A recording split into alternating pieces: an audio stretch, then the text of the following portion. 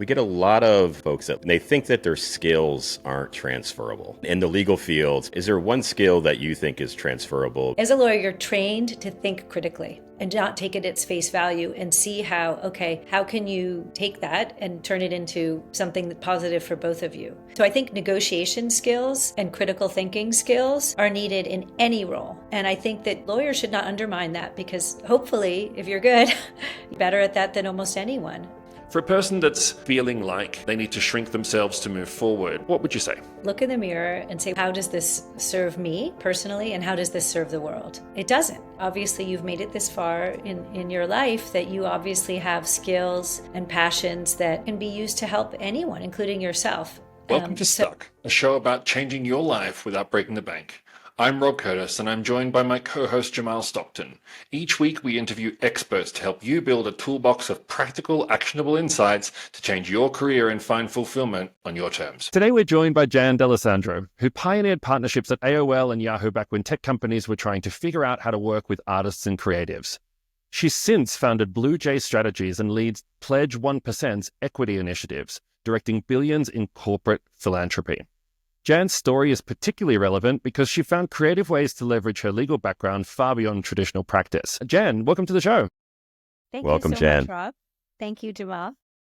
In the 90s, you basically invented working from home at AOL. I'm curious, what did your colleagues think that you were crazy for back then that's completely normal today? So when I started at AOL, the headquarters were in Virginia, just outside of Washington, D.C. It was my 7th year in private practice, with the year I would have been made partner. And I decided I didn't want to be a partner in a law firm. I wanted to be part of building something. And he called me just right around that time. So they offered me the job. And the deal that we structured was that I would, live in California, but 1 week out of every month, I would go to Virginia and I would spend a week at headquarters. And it was incredible. So my career at AOL started as a work from home career. I would go into the office in San Mateo most of the time. And then we bought Netscape. So I had an office there. And then we bought a music software company, spinner.com, that had offices. So at this point, I had 3 different offices in the Bay Area. And it became sort of silly for me to go in, So I would just really start going in when I needed to meet with people. And, I found instead of commuting, an hour to an hour and a half, I would just, I could get more done if I was at home. And then I had my first child in 1997. And, that really gave me a reason to want to, not be spending so much time on the road. So that sort of happened organically, but it just kind of worked. And then I just took that with me. So every other company I went to after that, I basically said when I took the job, I spend the summers on the East Coast, I'll be here. And the first job I took, after AOL was in San Francisco. So I went in most days, but I sort of got in the habit of not going in every day. And then the next 3 companies were based in Silicon Valley. And it was, again, just not efficient to be commuting all the time. So one was in Palo Alto, one was in Mountain View. The other one had a hybrid. It was half actually Los Angeles and half San Francisco. So I just sort of got into the habit of only going in 2 or 3 days a week. And it just kind of worked. So it was, my mother used to joke that I invented working from home. And look at what we've done since then. Walk us through that moment when Backplane was ending. What practical steps did you take to create your next opportunity? Yeah, that's a very good question. I started my journey to leave, the strict practice of law at AOL. So I was hired by the legal department, but I'm a partnership builder and, I'm a people person. And so it got, increasingly more frustrating for me because, really, what is the job of a lawyer? If you're in private practice as a corporate lawyer, and even as an in-house lawyer, your job is to paper the deals. You're part of, you're negotiating the deals, but then, at a big company like AOL, it became more and more just about papering the deals and negotiating and negotiating the legal terms. And I found myself getting super frustrated, when I'd be on the phone with a lawyer from, Warner Brothers Studios who was just hammering me on the indemnification clause. And I got to a point where I thought, I don't really care that much about the indemnity clause. And then I realized, you can't do this job anymore because somebody needs to care about that. And it wasn't me. So I moved over into a more business development, business affairs role at AOL, where it was more about, finding win-win partnerships, win-win partnerships, negotiating these big deals that were, moving the needle in a massive way for both companies. And then I ended up moving over to run the AOL Time Warner Foundation. And I got into that as it was really as part of a deal. We created a product called Network for Good that, AOL had a site called helping.org that was really information about good things that people were doing in the world. And we thought, we can do a lot more than this, particularly if we make it not be just an AOL-owned property. So we created a joint venture with Cisco, Yahoo, and some of the big foundations. We spun it out, and those companies, we funded it for the first 3 years. And then we said, you need to create your own standalone business, which we did. And it became the preeminent tool that companies used for fundraising online for many, many years. So then I left AOL in 2002. The internet bubble blew up. Things were a mess. I was pregnant with my second child, who was born in 2001. I had very difficult pregnancy on bed rest for 3 months.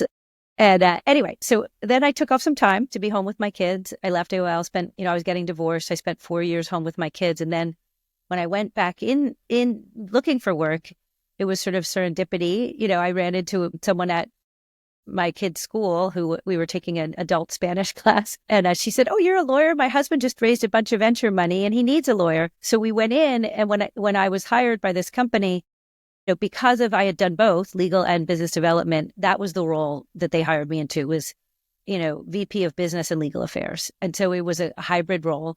And then at each of my next 3 companies, they hired me as general counsel and head of business development.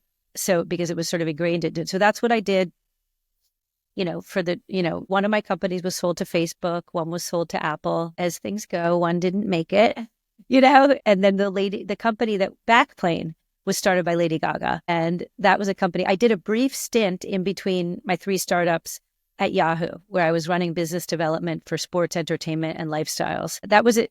Sorry, I'm really giving you a very long-winded answer to your question, but it's sort of part of the story. But so Yahoo, I was doing deals. I had a team of about 10 people working for me, doing big deals. It was kind of fun to be on the side of seeing how a big company looks at deals, as opposed to being the startup who's begging people to take your phone call. But it was frustrating for me because, Yahoo was on the wane. There were 4 CEOs in the 1 year that I was there. It was very difficult to get things done. There was a lot of jockeying position. And even more frustrating, there were a lot of people there who honestly were just collecting a paycheck.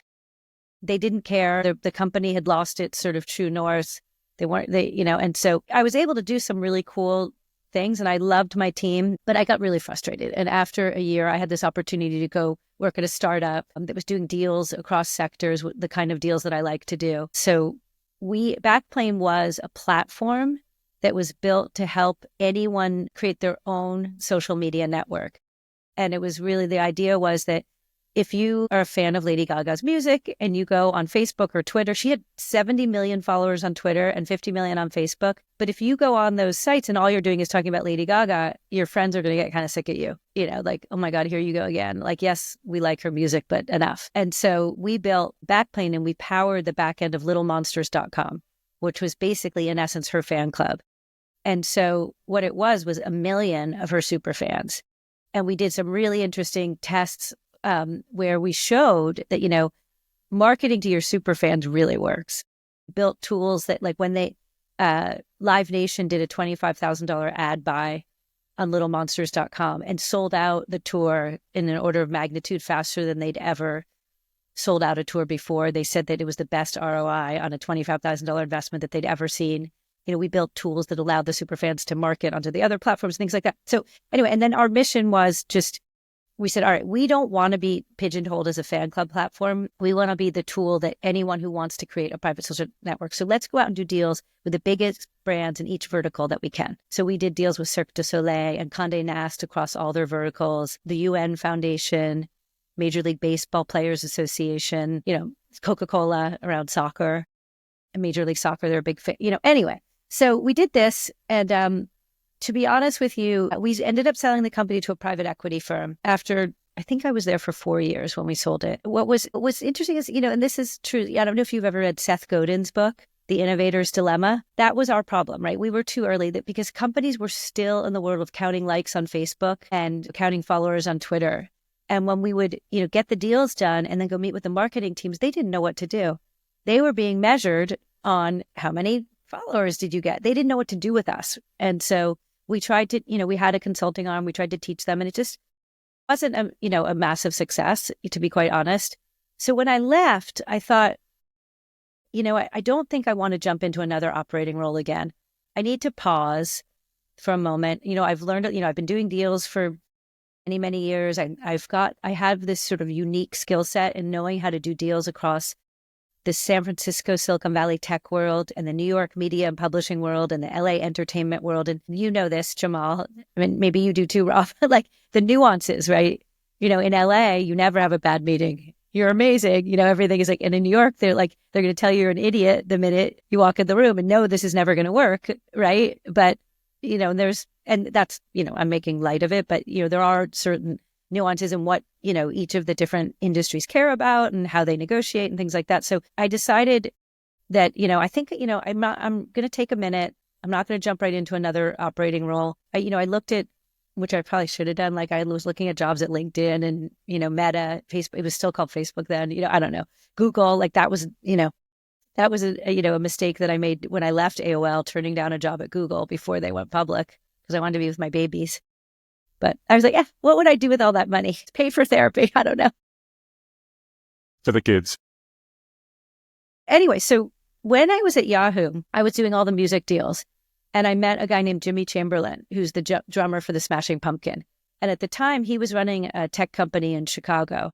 And he's such a great guy. And we had a really good time, going around. And what we thought is like, between the two of us, we're extremely well connected. We know how to do deals. We know how to negotiate. And we thought like we can really help companies. So we did that, for a few years. And most of my deal flow in the beginning came from venture capitalists who I knew, who would say, I've just invested in this company. The founder could really use your help. And what I would do is help sort of with the developing the business development partnership strategy. Like what kind of companies should you work with? How should you target?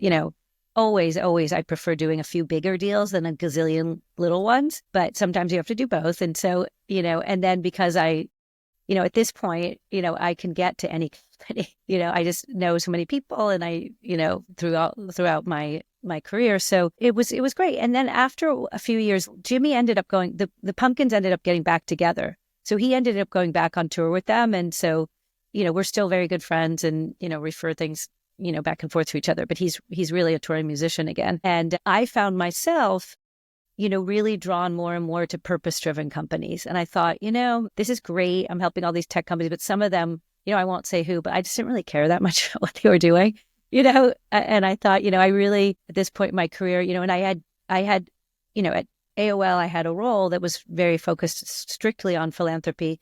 At all of my other startups, I would sort of try to wedge the social impact into what I was doing, and it was great. Like at Topspin, which is a music software company, I worked with the product and engineering team to build tools to help the musicians engage their fan base in philanthropy and activism. At Backplane, I led the deal with the UN Foundation, which was really cool. We powered a social network for them. It was all of that. And I thought, so I started getting more interested in companies like fintech that were trying to democratize access to capital. I advised a company called Chime Bank, which is going public soon. And then I was approached by Pledge 1%. So Pledge 1% is a nonprofit that was started by Mark Benioff. When I was running the AOL Time Warner Foundation on the West Coast was when Mark was starting Salesforce. And he had this, did something really sort of, amazing and groundbreaking is right. One of his very first hires was a social impact leader, a woman named Suzanne DeBianca, who's now the chief impact officer. He hired her in year one of the company.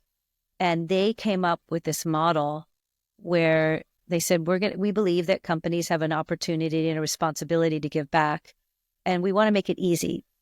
So they did what they say, the 1-1-1-1. So we're going to give every employee 1% of their time, which translates into 3 days a year of volunteer paid time off to go out and volunteer in the community. Interestingly enough, like on day one of orientation, new hires go out and volunteer for an hour at a food bank or whatever. They use the overseas service learning trips as a reward for top salespeople. So it's something, and it's really, you've sort of never seen anything like it. It's like a tech company that everyone is so excited and, really, it's a it's something that is really ingrained into the company. 1% of product was also super interesting. They gave away any nonprofit who wanted to use Salesforce would get a 1-year free license. And then after the first year, they would sell it at an 80% discount and use 100% of the funds from that revenue stream to fund grants to other nonprofits. Interestingly enough, that became so successful that the head of sales said, please let me run that. If you give it to me, I can make it even more successful and we can generate even more money. And they did. So they had a third party come in and value that business unit at $500 million. And Salesforce.com wrote a check to Salesforce.org for $500 million. Brought it in-house and scaled from 1,000 to 2,500 people selling into the nonprofit sector, continued to create a virtuous loop. The 1% of profits, as you know all too well, Rob, maybe you do. Jamal, you actually run a real business that have products to sell, but most tech companies are not profitable for many a long years. time.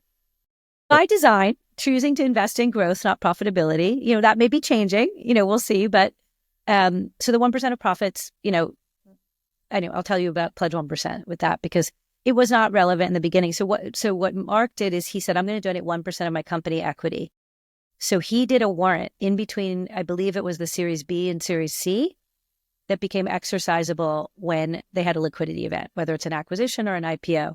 So he did that. Then Salesforce goes public and all of a sudden they've got hundreds of millions of dollars to give away. And Suzanne and Mark went and taught Google how to do it. It's what's funded google.org. Scott Fakar, the founder of Atlassian, an Australian company, he caught wind of it and got in touch with them and he did it. And, in Australia, the tax laws are such that it has to be founders donating the equity, but that's what he did. So they together, Scott and Mark and Scott's CMO is a woman named Cara Lou Dietrich and Suzanne DeBianca. They created Pledge 1% 10 years ago as a nonprofit whose mission is to educate, empower, and inspire every company to be a force for good using one or more of these 4 levers.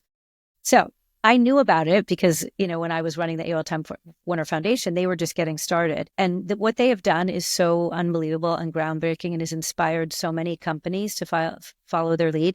And I met the CEO of Pledge 1% at an event, and she called me, right when I was making the pivot with my consulting business to say, I really want to work with more purpose-driven companies, and said, we now have, this was maybe 4.5 years ago, we now have 10,000 companies around the globe in 100 countries who have joined Pledge 1%.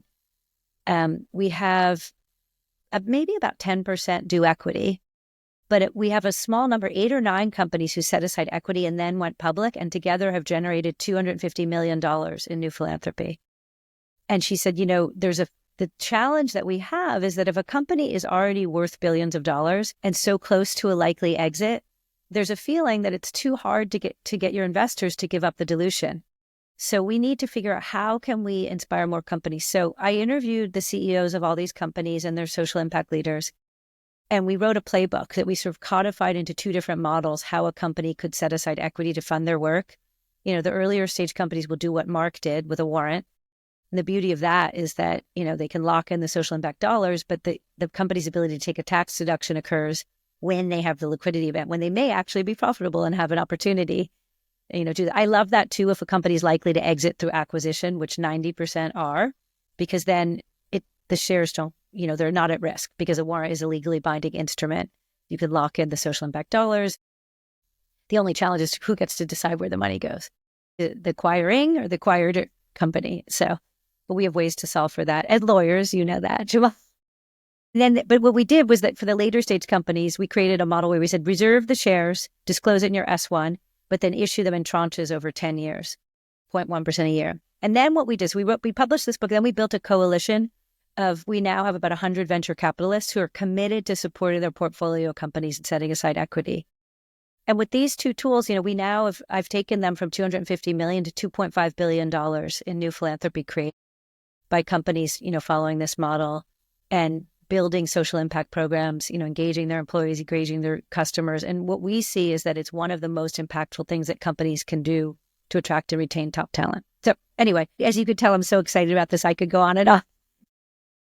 May be surprising to you, it was to me, but that, Pledge 1% grew out of the enterprise SaaS field. Maybe it's most likely probably because that's our network and those are the VCs who are supporting their companies. But these are companies that for the most part, they're selling business software, enterprise software that doesn't on its face have a social purpose. And so that these companies, they want to do something to give back. And this is a construct that really works for them. And so it's, sort of cynical people will say it's, cause washing, it's a marketing and PR stunt, but it's not, certainly not the companies who donate equity. It takes a lot of work and you got to go to your board, and no one's going to do it if it's just for a PR stunt. And in fact, I've had many, many, many VCs say to me, if a company really wants to do this, if the CEO really cares about this, I will support them. If it's a PR stunt, I'm not going to, right? And it usually never is. The other thing is, and the most compelling reason is, if you are a founder or even someone who's advising companies, having a social impact strategy and program is one of the most important things you can do to help attract and retain top talent. People, young people do not want to work for companies that do not share their ethos for the most part. This is not, this is a sweeping generalization, but, for the most part. And having a social purpose, it's sort of like a guiding light and a true north that, brings everyone together. Sometimes, it's hard to get excited about selling enterprise software, but if you know that every time I sell, a big customer, I'm creating this much value, not just for that company, but also for the community, both locally and globally. And it's something that you see. This is also really interesting. One of our Pledge 1% leading companies shared with me that the employees who are volunteering the most and unlocking the company matching program are 3 times more likely to stay at the company. And so if you think about it, it kind of makes sense. It's just a different lens at looking at this data that, these are people who care about their communities. They care about their jobs. They're the top performers because they care. And so giving them something to sink their teeth into, it really does matter. And so that this is something, I'm constantly asked with Pledge 1%, like, how do you convince a company that this is good for business? Well, that's that's the most compelling thing. And it's the same token with your customers. You asked, at the outset, how are things changing? Well, they're not going to be legislative mandates to do good things for the next 4 years. We know that. I had this sick, so Kamala Harris is a friend of mine, and she actually married my husband and me in our living room when she was district attorney. So we, like many of us, we were devastated when she lost. But I had this weird, almost delusional. I am a very optimistic, eternal optimist, maybe sometimes to my fault. But I thought, there's going to be even more importance placed on the work that I and others like me are doing, because companies are going to have to step up voluntarily, not because they're told they have to, and why would you step up to give back? Is because it's going to help you build a better culture. And this is something that Mark Benioff talks about in his book is, culture eats strategy for breakfast every day. That's super interesting. Yeah, I think I talked to a lot of early stage founders who perhaps once over-relied on mission without a business model, and that's a lot harder to do these days. Yeah. That's a really interesting take. Jan, just as a bit of signposting on where we're going to go from here, we're going to jump into some kind of lawyery type questions about skills, transferable stuff like that. I'm going to come back to how the world is changing, AI, and we'll talk about the Marianne Williamson quote, and then we'll wrap up with some takeaways for people who are at this stage of their career. Okay, sounds good. Cool. Jamal? I had a question while we were, and I was on mute there, so I was trying to interject. Sorry. Yeah, no, you're fine. It was me. And we don't have to use this question, but I was recently watching something. It was a discussion at the World Economic Forum, and it was talking about philanthropy, since we were just talking so intently about that. What's your thought about whether or not philanthropy is actually the answer to solving some of these social problems versus just taxing people appropriately in the first place and let the system work as it should? That's interesting. Well, let's just talk about the U.S. and the current administration. I, as a taxpayer, would be very nervous about having faith that my money is going to go where I think it should go, or in the most effective way. And so, we are citizens of this country and we have an obligation to pay taxes, but, but so for companies, I think that this is interesting too, because I've actually spent a bit of time. I was, fortunate enough to be invited to this organization called the European Entrepreneur Forum. And it's a network of about 100 CEOs of unicorn companies who get together once a year. and so, in smaller groups throughout the year to talk about what they as a union can do to give back. And they do have a very different philosophy, that the tax structures are not as encouraging to companies to donate as they are in the US. Most of these countries pay a lot more taxes than we do, and have a lot more social services than we do. They're horrified, as are we, at the expense of healthcare in this country, that we do not have universal culture, that our public schools are terrible. I know I sent my kids to private school. I was fortunate enough to have the means to do so, but it was because I sent my kids to private school. I don't have a ski house, but I was I'd rather, that was the best money I ever spent in my life, because the public schools in San Francisco are not that good. And, I had the opportunity, and anyone I know who has that choice, that's what they make. Healthcare is so expensive. I now have sort of a hybrid role where I'm an employee of Pledge 1%. And one of the reasons I became an employee and not just a consultant is because I needed better healthcare. We were paying $3,000 a month out of pocket for healthcare that covered nothing, nothing, So anyway, I'm sort of, this is a roundabout way of answering your question, but in Europe and other countries, they don't have the need for as much. The ones who do it are so happy that they did. And there's, for instance, this is in your space, Rob Klarna, the founder of Klarna. There are two founders, but he left, one of them left to start a foundation because he thought, I'm helping people buy more shit. It's me. I don't know if you might buy more stuff. That's fine. Buy more stuff. And, I want to have a greater impact. So he's taken all his money and put it into his own foundation that's focused on climate initiatives. And this is another thing that I'll say, is that every single company has to do something about climate. And all of our Pledge 1% member companies do. The world is changing. AI is about to come. We're seeing AI agents enter the workforce. And I think many of the people that we talk to or that we hear from work in big companies, the Fidelities of the world, the IBMs of the world, where they're starting to wonder what the world might look for them if they leave. And I think there's almost a fear of moving away because the world's changed so much. And so I wonder, for somebody who's trained like you have in the law and is thinking about their next steps, what would you tell them about the opportunities that are available to them as a lawyer that perhaps aren't just practicing the law? I sort of early on realized that for me personally, that I'm a natural partnership builder. The law firm, didn't want me to leave because I was so good at bringing in business, but it wasn't what I wanted to do. And so I think that, and everything is like, be honest with yourself about who you are. If you're someone who really is an introvert and prefers to just work on documents, that's fine. We need people in the world who love to do that. In fact, like one of my best friends from law school, who's not an introvert, but she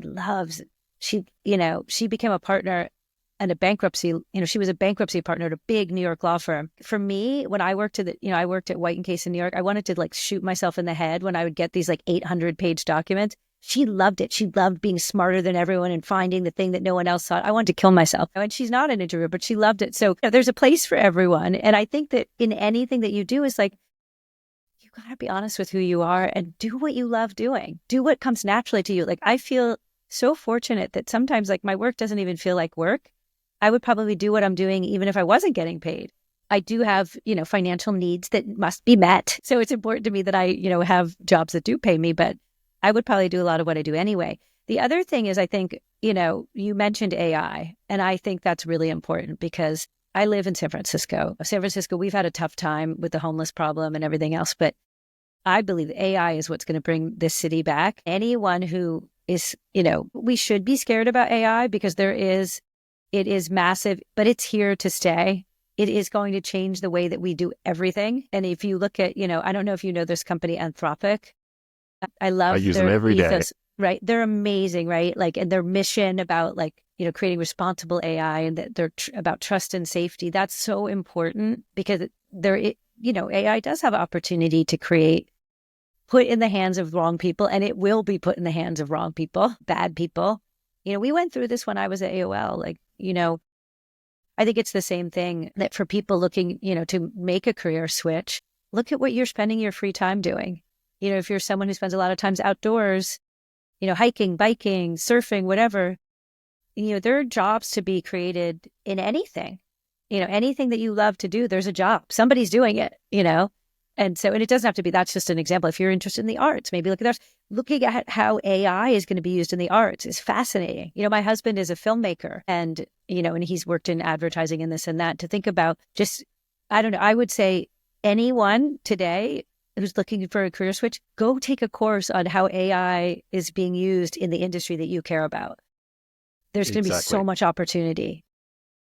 Yeah. And I think, a lot of people are stuck in the mindset of how to stop that. But I think, very much adopting a kind of yes and mindset to AI is it can accelerate lots of things. But I think it still creates lots of uncertainty for folks. And unfortunately, the fog of war is pretty thick at the moment. As a lawyer, you're trained to think critically, right? That you don't take things at their face, right? When you're presented with something, whether it's, a document or something that somebody says to you in a negotiation, you're trained to think about that and not take it at its face value and see how can you take that and turn it into something that's positive for both of you?